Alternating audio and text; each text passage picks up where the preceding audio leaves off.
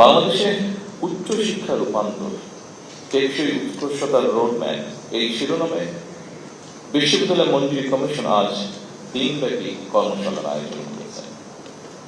আমি ব্যক্তিগতভাবে বিশ্বাস করি এটি অত্যন্ত সময় উপযোগী একটি অনুষ্ঠান।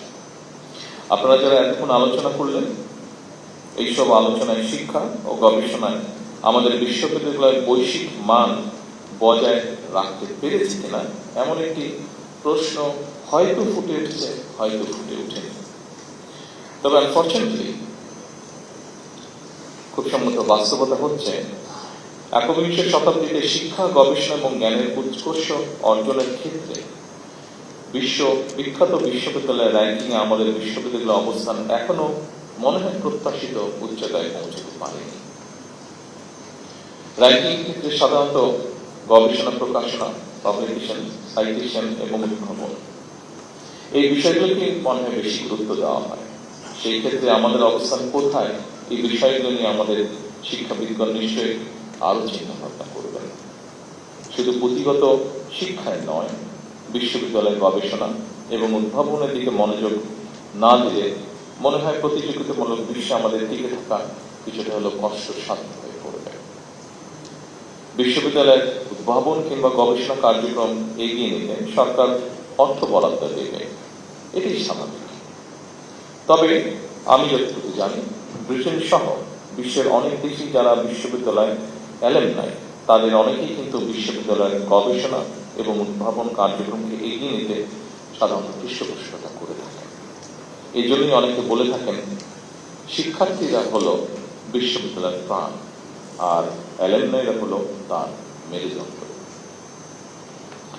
ঢাকা বিশ্ববিদ্যালয় সহ দেশের বিভিন্ন বিশ্ববিদ্যালয়ের শিক্ষার্থী বর্তমানে যারা দেশে বিদেশে জ্ঞানে বিজ্ঞানে অর্থবিদ্যে প্রতিষ্ঠিত, সেই সব অ্যালামনাইদেরকে বিশ্ববিদ্যালয়গুলোতে শিক্ষা ও গবেষণা উন্নয়নে সম্পৃক্ত করার উদ্যোগ নেওয়ার জন্য আমি উপস্থিত শিক্ষাবিদদের প্রতি বিনীত আহ্বান জানাই। সম্মানিত সুধী মণ্ডলী, আরো একটি বিষয় থেকে আমি আপনাদের দৃষ্টি আকর্ষণ করতে চাই। বিশ্ববিদ্যালয়গুলো থেকে প্রতি বছর লক্ষ লক্ষ শিক্ষার্থী বের হয়। উচ্চশিক্ষা নিয়েও অনেকে বেকার থাকেন, অর্থাৎ বেকারত্বের সংখ্যা আমরা যদি একটু দেখি উচ্চশিক্ষিতদের মধ্যেই মনে হয় বেশি। এর কারণ সম্পর্কে নানা মতামত রয়েছে, তবে মনে হয় একটি ব্যাপারে কম বেশি সকলেই একমত। একাডেমিক শিক্ষা অর্জনের পাশাপাশি দক্ষতা অর্জন করতে না পারায় মনে হয় শিক্ষিতদের মধ্যে বেকারের হার বেশি হওয়ার কারণ খুব সম্ভবত। এবং সেজন্যই বর্তমান সরকার মনে করে প্রাথমিক সিলেবাস থেকে শুরু করে উচ্চতর পর্যায় পর্যন্ত আমাদের শিক্ষা কারিকুলামগুলো একটু নতুন ভাবে সাজানো বোধহয় এখন সময় দাবি। নৈতিক মূল্যবোধ সম্পন্ন কর্মসূচি শিক্ষা ছাড়া বেকারত্ব নিরসন মনে হয় খুব সম্ভব হবে না।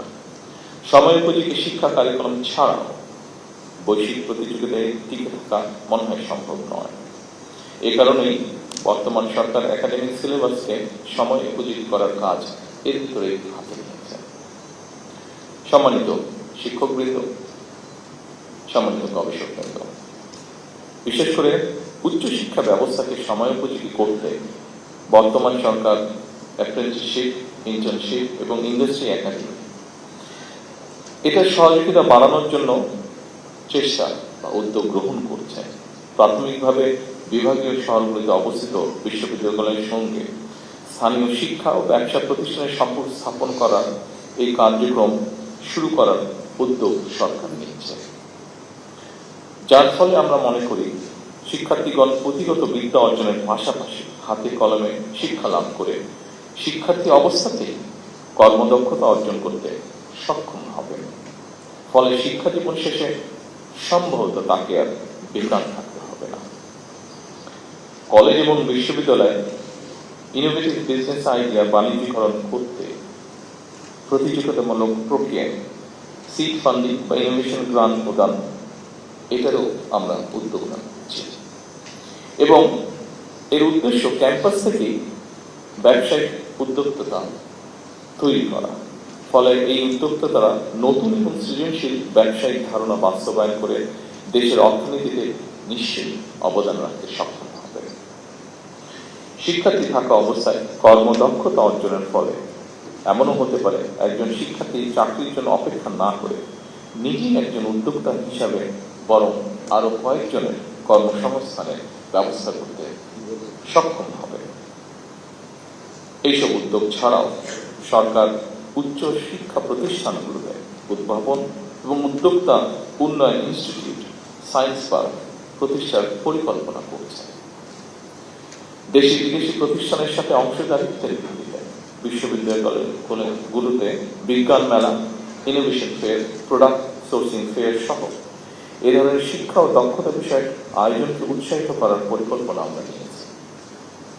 শুধু উচ্চশিক্ষার ক্ষেত্রেই নয়, স্কুল পর্যায়ে থেকেই সরকার শিক্ষা কারিকুলামে কারিগরি এবং ব্যবহারিক শিক্ষা বাধ্যতামূলক করার পরিকল্পনা গ্রহণ করেছে। সম্মানিত সুধীমণ্ডলী, বিশ্ব এখন চতুর্থ শিল্প বিপ্লবের পা দিয়েছে।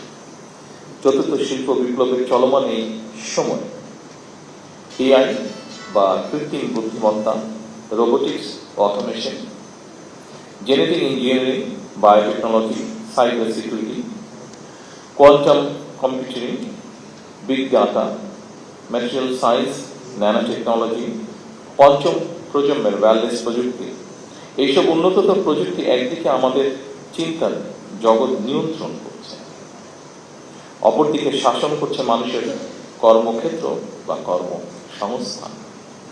এর ফলে নিত্য নতুন প্রযুক্তির ব্যবহার একদিকে প্রথাগত চাকরির বাজারে বেকারত্ব হয়তো বাড়াচ্ছে, অন্যদিকেও আবার তৈরি করছে নিত্য নতুন ভিন্ন ধরনের কর্মসংস্থান।